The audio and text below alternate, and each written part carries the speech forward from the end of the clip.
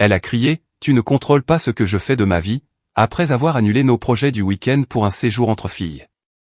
J'ai répondu calmement, « Tu as tout à fait raison. » 3 jours plus tard, quand elle est rentrée à la maison et a vu ce qui manquait, elle n'a pas dit un mot. Elle s'est juste assise et a commencé à trembler.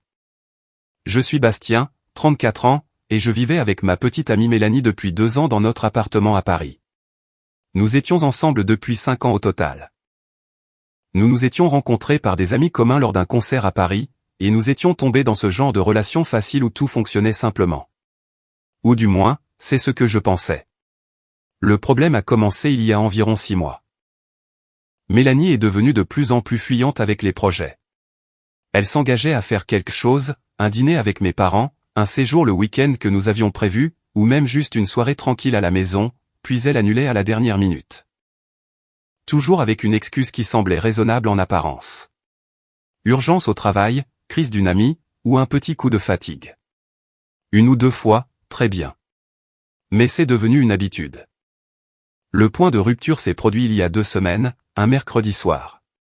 Nous avions prévu une escapade d'un week-end dans un chalet dans les Alpes depuis plus d'1 mois.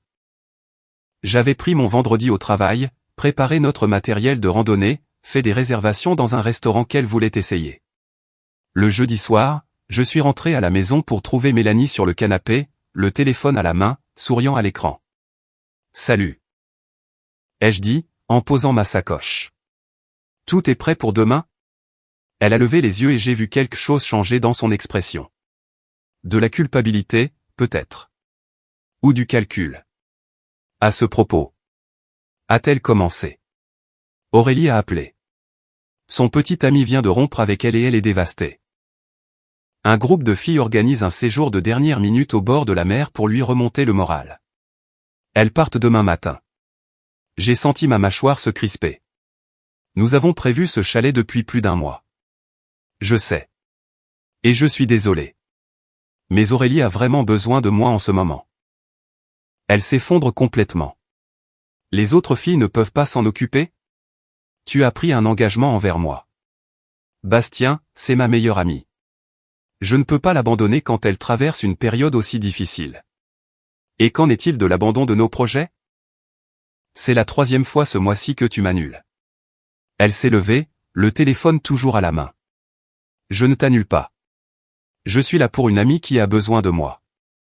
Il y a une différence. Vraiment? Parce que de mon point de vue, j'ai l'impression que les besoins de tous les autres passent avant notre relation. Ce n'est pas juste. J'ai le droit d'avoir des amitiés. J'ai le droit d'être là pour les gens qui ont besoin de moi. Je ne dis pas que tu ne peux pas avoir d'amitié. Je dis que je suis fatigué d'être l'option de secours. La chose que tu casses quand rien de mieux ne se présente. Son visage est devenu rouge. Rien de mieux? Tu es sérieux là? Ma meilleure amie traverse une situation difficile et tu ramènes ça à toi. Je ramène ça à ton habitude, Mélanie. Au fait que je prévois des choses et que tu les annules. Au fait que je commence à avoir l'impression de ne plus compter pour toi. Oh mon Dieu, tu es tellement contrôlant. Elle a levé les bras au ciel. Tu ne contrôles pas ce que je fais de ma vie. Je l'ai regardée pendant un long moment. Elle respirait fort, le visage toujours rouge, tenant son téléphone comme si c'était un bouclier. Et j'ai réalisé quelque chose à ce moment-là. J'avais fini de me battre. Tu as tout à fait raison. Ai-je dit calmement. Je ne contrôle pas ce que tu fais de ta vie. Elle a semblé surprise par mon soudain changement de ton. Alors, tu comprends pourquoi je dois y aller? Je comprends parfaitement. Fais un bon séjour. Je suis allé dans la chambre et j'ai fermé la porte. Je l'ai entendu se déplacer dans l'appartement pendant un moment, j'ai entendu la porte d'entrée s'ouvrir et se fermer vers 21h. Elle m'a envoyé un message plus tard. Je reste chez Aurélie ce soir. Nous partons tôt demain. Je serai de retour lundi soir. Je t'aime. Je n'ai pas répondu. Cette nuit-là, j'ai fait quelque chose dont je ne suis pas fier, mais que je ne regrette pas non plus. J'ai consulté l'ordinateur portable de Mélanie pendant qu'elle n'était pas là. Je ne l'avais jamais fait auparavant. Je lui avais toujours fait confiance, j'avais toujours cru au respect de la vie privée. Mais quelque chose dans sa réaction, dans la façon dont elle avait été si prompte à crier et à faire diversion, m'a profondément troublé. J'ai trouvé ces messages avec Aurélie assez facilement. Elles utilisaient l'application de messagerie de l'ordinateur portable. Et là, en texte clair, se trouvait la vérité que j'essayais de ne pas voir. Il n'y avait pas eu de rupture. Le petit ami d'Aurélie allait très bien. Le séjour au bord de la mer était réel, mais il était prévu depuis 3 semaines. Mélanie était au courant lorsque nous avions réservé le chalet. Elle essayait juste de trouver un moyen de se défiler de notre séjour sans passer pour la méchante. Mais ce n'était pas la pire partie. La pire partie, c'était les autres messages. Des messages avec un certain Vincent. Des messages flirtants qui remontaient à des mois. La connexion émotionnelle était évidente. Des blagues entre eux, des plaintes à mon sujet, des promesses de se voir enfin correctement quand le moment serait plus opportun. Et puis je l'ai trouvé. Un message de Vincent datant d'il y a 2 jours. J'ai hâte d'être à ce week-end. La maison au bord de la mer va être parfaite. Vincent partait pour le séjour entre filles. Je suis resté assis là, avec son ordinateur portable ouvert, lisant message après message, sentant quelque chose de froid s'installer dans ma poitrine. Pas de la rage, exactement. Quelque chose de plus calme et de plus définitif que la rage. J'ai passé le vendredi et le samedi à réfléchir, à planifier. Le dimanche après-midi, je savais ce que je devais faire. J'avais contribué à environ 60% de nos dépenses communes au cours des 2 années où nous avions vécu ensemble. Le bail de l'appartement était à nos 2 noms, mais j'avais payé la caution. La plupart des meubles étaient à moi avant que nous emménagions ensemble. La télévision, le canapé, le lit, la table de la cuisine, tout était à moi. Elle avait apporté quelques décorations, ses livres, ses vêtements, mais les parties fonctionnelles de notre maison étaient en grande partie mes affaires. Le dimanche soir, j'ai appelé mon frère et 2 amis. J'ai besoin d'aide pour déménager demain. Pouvez-vous m'aider? Ils sont arrivés le lundi matin avec une camionnette. À midi, j'avais repris tout ce qui m'appartenait. Le canapé, la télévision et le meuble télé, le lit et le matelas, la table et les chaises de la cuisine, la cafetière, les bonnes casseroles et poêles, le micro-ondes, mes vêtements, mes livres, mes objets personnels. Tout cela avait disparu. Ce que j'ai laissé derrière moi, c'est un appartement presque vide. Ces décorations sur des murs nus, ces vêtements dans une chambre vide sans lit, ces livres sur le sol où se trouvait la bibliothèque. La cuisine avait sa vaisselle et ses ustensiles de cuisine bon marché qu'elle avait depuis l'université, mais pas de table pour manger, pas de bons appareils pour cuisiner. J'ai aussi laissé un mot sur le comptoir de la cuisine, la seule surface restante pour le poser. Mélanie, tu as raison. Je ne contrôle pas ce que tu fais de ta vie, mais je contrôle ce que je fais de la mienne. J'ai découvert les messages. Avec Aurélie, avec Vincent. Tout. Je sais que Vincent était présent lors de ton séjour entre filles. Je sais que tu me mentais depuis des mois. Le bail est à nos 2 noms, donc légalement tu as autant le droit de rester que moi. Mais tout ce qui était à moi est maintenant dans mon nouvel appartement. Tu peux garder l'appartement si tu le souhaites. Le loyer est dû le 1er. Ne me contacte pas. C'est fini entre nous. Bastien. J'ai laissé ma clé sur le mot et je suis sorti. Première mise à jour. J'ai passé l'après-midi et la soirée de lundi à m'installer dans mon nouvel appartement, un endroit plus petit dans un autre quartier de Paris que j'avais trouvé et pour lequel j'avais versé un acompte pendant le week-end. Mon frère m'a aidé à tout installer. Vers 19h, mon téléphone a commencé à vibrer. 17 appels manqués de Mélanie, 12 messages qui passaient progressivement de la confusion à la colère puis à la panique. Où est tout? Bastien, c'est quoi cette situation? Tu es entré et tu as repris nos affaires?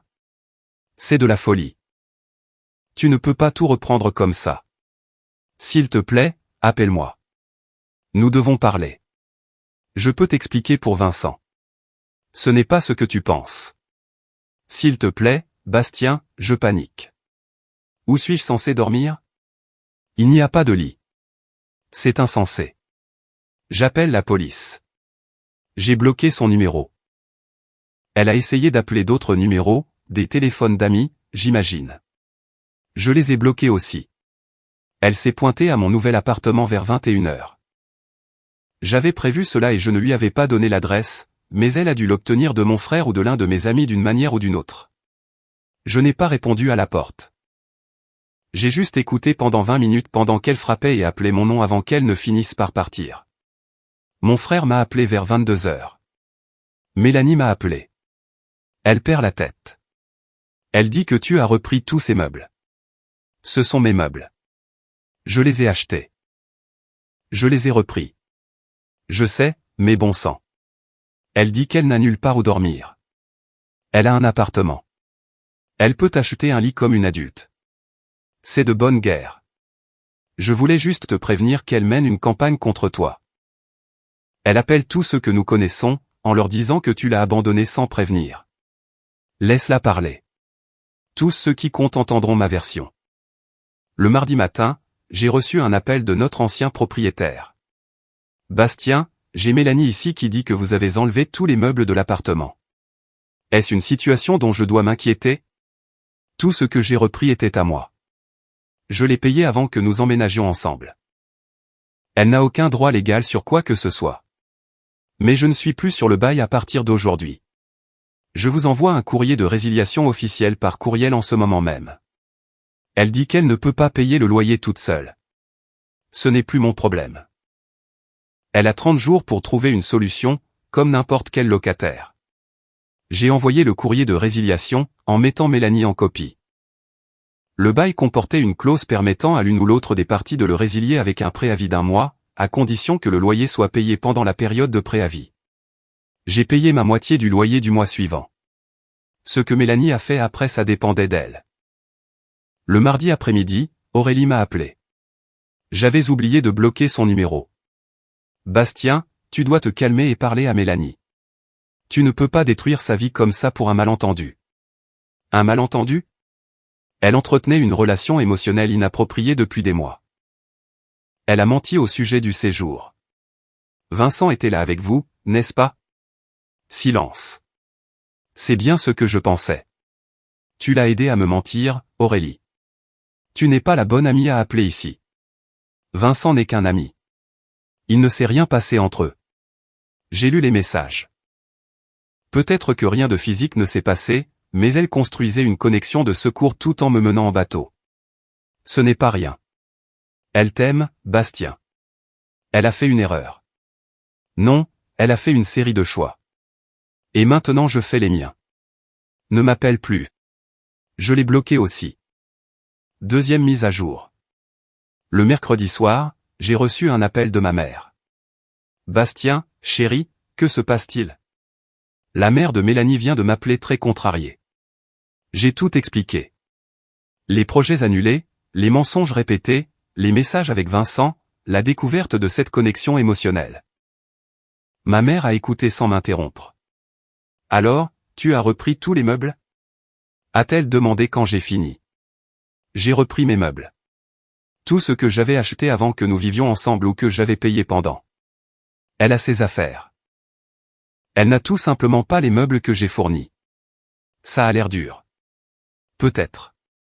Mais j'en ai fini d'être la personne qui se sacrifie et fait des compromis pendant qu'elle fait ce qu'elle veut. Elle m'a dit que je ne contrôlais pas sa vie. Alors, je m'en suis retiré. Complètement. Ma mère est restée silencieuse pendant un moment. Ton père a fait quelque chose de similaire lorsque son premier mariage a pris fin. Il a repris tout ce qui était à lui et l'a laissé avec une maison vide. J'ai toujours pensé que c'était cruel quand il m'a raconté cette histoire. Et maintenant? Maintenant, je comprends mieux. Parfois, il faut faire une coupure nette.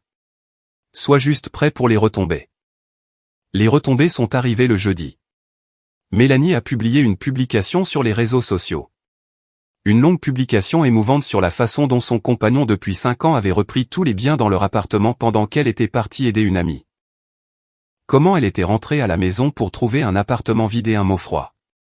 Comment elle était maintenant dans une situation difficile. La publication a explosé. Des gens que je connaissais à peine commentaient en me traitant de contrôlant et d'insensible. Elle l'avait parfaitement formulé. La compagne au cœur brisé abandonnée par son ex qui a repris tout et l'a laissé sans rien. Elle n'a pas mentionné Vincent.